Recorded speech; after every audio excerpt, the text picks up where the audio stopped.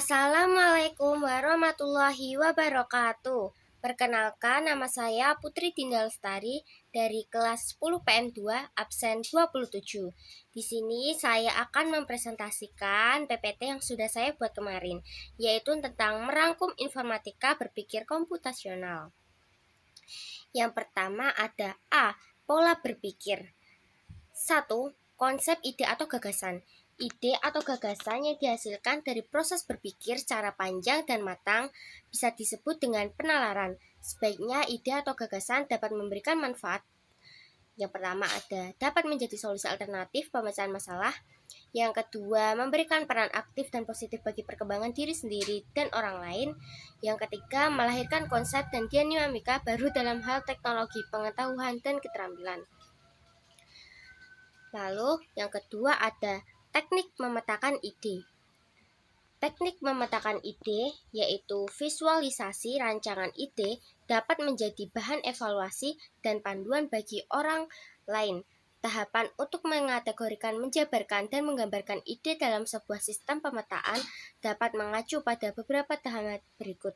A. Menentukan pokok permasalahan yang akan dijadikan tema dan ide utama. Tema yang dijadikan sebagai ide atau gagasan dapat dibagi menjadi beberapa tipe, yaitu sebagai berikut. 1. Tema yang bersifat memaparkan sebuah kondisi, biasanya menggunakan kalimat yang mengandung kata benda, misalnya indikator server terkena serangan virus. 2. Tema yang memaparkan beberapa alternatif pemecahan masalah.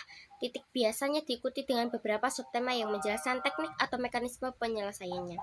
Dan yang ketiga ada tema yang menjelaskan komponen pembentuk dari ide yang dijelaskan, biasanya menggunakan kata benda yang bersifat umum. Pada awalnya, metode pemetaan ide masih dilakukan secara manual dengan kertas, tetapi kini Anda dapat menggunakan aplikasi seperti Frame, Xmin, dan Minmaple untuk mempermudahnya. Berikut langkah-langkah yang harus dilakukan ketika memetakan ide atau membuat kerangka penjelasan, yaitu sebagai berikut. A. Menentukan tema utama yang dijadikan subjek atau judul pengembangan beta. B. Identifikasi setiap cabang-cabang yang mungkin ada dalam tema tersebut seperti kegiatan yang mungkin dilakukan, struktur organisasi yang dapat dibuat, dan lainnya. C. Dari subtema tersebut, kembangkan lagi dengan sub-sub item yang muncul sehingga lebih lengkap dan detail. 3. Konsep algoritma. Algoritma sebenarnya berasal dari kata algoritm yang mengandung pengertian cara membuat metode penyelesaian masalah secara logis, runtut, sistematis dalam waktu secepat mungkin. Lalu selanjutnya ada P. Pertanyaan dan logika proposisi. Salah satu jenis pernyataan yang dapat dijadikan acuan dalam komputasi adalah proposisi, yang mengandung pengertian metode untuk menyatakan sesuatu secara utuh, sehingga dapat dinilai apakah itu pernyataan benar, salah, disetujui, ditolak, diterima, atau disangkal validitasnya. Dalam pernyataan, logika proposisi dapat diidentifikasi berdasarkan 4 elemen penting, yaitu sebagai berikut. A. Subjek merupakan konsep yang menjadi aktor utama dalam pernyataan, meliputi benda, objek, tempat, kejadian, orang, peralatan. B. Predikat adalah istilah perlakuan atau tindakan yang dilakukan atau dikarenakan pada subjek. Dan C. Kopula. Kopula merupakan kata kerja verba yang menjadi penghubung antara subjek dan predikat dalam sebuah pernyataan. Dan yang D. Kuantor. Kuantor merupakan bagian dari pernyataan yang penulisannya disesuaikan dengan kebutuhan dengan tujuan untuk mengubah frasa pernyataan umum menjadi tertutup. Berikut adalah contoh pernyataan proposisi yang dinyatakan dalam bentuk kalimat ataupun secara matematis. Yang A ada Universitas Negeri 11 Maret Surakarta adalah salah satu perguruan tinggi negeri di bawah Kemdikbud. Yang B, setiap angka dikalikan 0 akan menghasilkan 0. Dan yang C, 12 tambah 6 sama dengan 17. Pernyataannya bisa dilihat ya teman. Dan ada contoh pernyataan yang tidak termasuk dalam kategori proposisi adalah A. Apakah SMK Negeri 2 Surakarta tradisi A? Dan B. 4X tambah Y 34. Dan C. Dilarang membawa makanan di dalam laboratorium. Lalu ada yang kedua, aspek penggunaan dalam proposisi. Pernyataan logika proposisi berdasarkan aspek penggunaannya dapat dibedakan menjadi 4 macam, yaitu A. Aspek bentuk.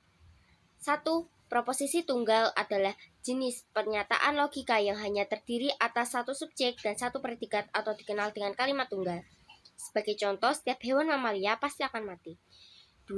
Proposisi majemuk merupakan jenis pernyataan yang memiliki dua predikat dalam penulisannya atau gabungan dari dua pernyataan tunggal proposisi. Sebagai contoh, Linux dapat dioperasikan dengan terminal dan GUI. Dan yang B, ada aspek sifat. Jika dilihat dari sisi kebenaran dan penolakannya, model sifat proposisi dapat dikategorikan menjadi dua jenis, yaitu sebagai berikut. 1. Kategorial. Kategorial merupakan jenis sifat dalam pernyataan proposisi yang memiliki nilai kebenaran atau penolakan, yang bisa disebut ingkar secara mutlak tanpa syarat apapun. 2. Kondisional. Kondisional merupakan pernyataan proposisi yang nilai kebenarannya memiliki syarat penentu. Jenis ini dapat dibedakan menjadi dua macam, yaitu sebagai berikut. A. Hipotesis dan B. Disjungtif. Lalu ada C. Aspek luas. Berdasarkan kekuasaan penyampaian, proposisi dapat dibagi menjadi tiga macam, yaitu sebagai berikut. 1. Universal. Universal merupakan pernyataan yang menjelaskan kondisi secara menyeluruh atau bagian tertentu. 2. Partikular.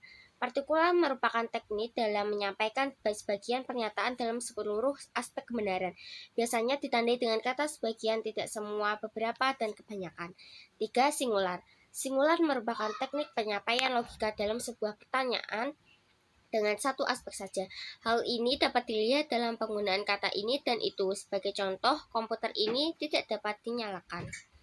Dan yang D, ada aspek kualitas dan kuantitas. Berdasarkan sisi kualitas, proposisi dapat dibedakan menjadi dua macam, yaitu sebagai berikut. 1. Proposisi positif atau afirmatif. Proposisi positif adalah jenis pernyataan proposisi dengan nilai predikatnya akan menjadi pembenaran subjek yang dinyatakan. Lalu ada proposisi negatif.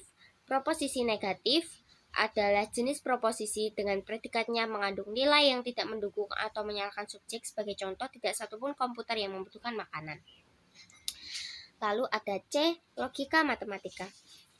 Pernyataan adalah kalimat yang sudah pasti nilainya, entah itu benar atau salah.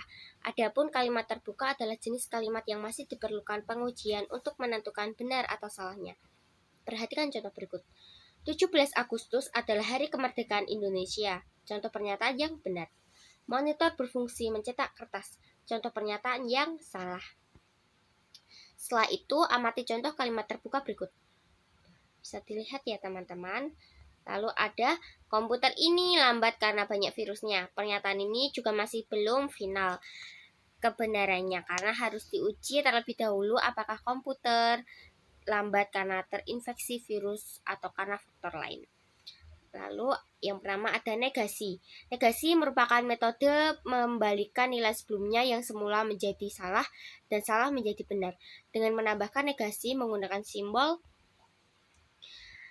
itu, Anda dapat membuat penyangkalan atau pengingkaran dari pernyataan yang sebelumnya dibuat. Berikut adalah penjelasan negasi. Bisa dilihat ya teman-teman penjelasannya dan contohnya. Lalu yang kedua ada konjungsi. Konjungsi merupakan teknik penggabungan beberapa pernyataan yang kemudian dikenal dengan istilah pernyataan majemuk. Karakteristik konjungsi adalah penggunaan kata dan yang dinotasikan dengan simbol V kebalik. Sebagai contoh, dibaca X dan Y, konjungsi akan menghasilkan keluaran true atau benar jika kedua masukan bernilai benar. Yang ketiga ada disjungsi, merupakan teknik perbandingan antara dua pernyataan majemuk. Yang keempat ada implikasi, dan yang kelima ada bimplikasi. Yang lanjut yang ke D, metode penalaran. Penalaran adalah proses berpikir yang menolak dari pengamatan indera yang menghasilkan sejumlah konsep dan pengertian.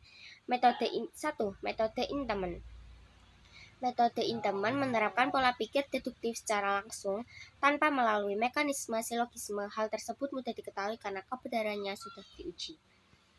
Oke, sekian presentasi dari saya. Terima kasih. Maaf jika ada salah kata.